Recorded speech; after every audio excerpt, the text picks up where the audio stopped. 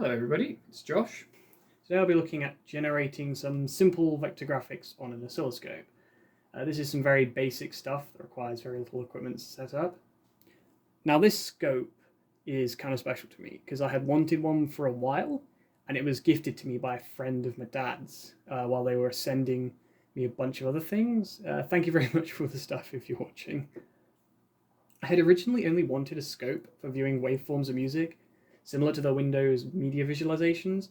However, this scope actually has vector functionalities, and that's what we'll be checking out today. For this setup, you will need a computer with audio outputs, an oscilloscope with an XY or vector setting, a 3.5mm to RCA cable, and a pair of BNC to RCA connectors. And you just set it up like this.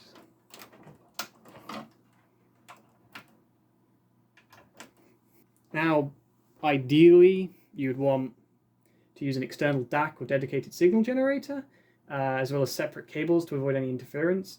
Ones that are purpose-built with BNC connectors would be good to use. However, I know not everybody has disposable income to create a setup like that. For actually creating the signal, I'll be using Audacity because it's free and it's pretty easy to generate waveforms. Once you're in Audacity, you'll want to select Tracks, Add New, Mono Track, and pan the audio all the way to the left. Now repeat this process, but for the right track. What you will want to do next is generate a sine wave. Generate, tone, and input values.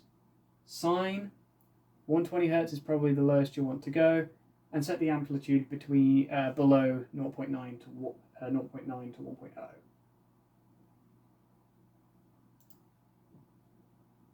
Repeat this for the next track as well.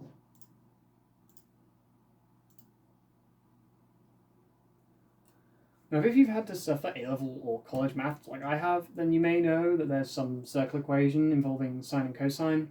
This means that you'll want to offset one of the tracks by about 90 degrees or 1/4 waveform.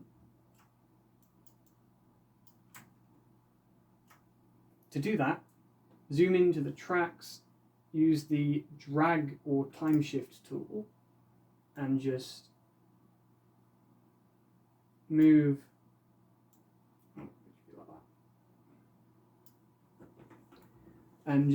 one of the tracks along by about 1/4 of the waveform.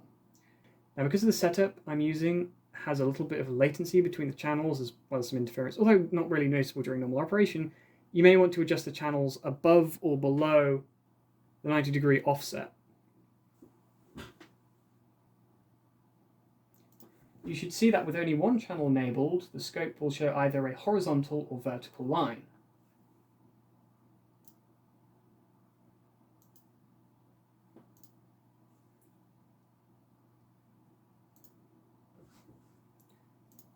When both are enabled, you should see a circle, but you're likely to get an oval without any adjustments.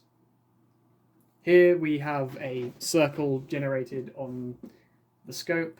This probably won't last too long because I've only generated a short amount of audio, but as you can see, we have generated a circle.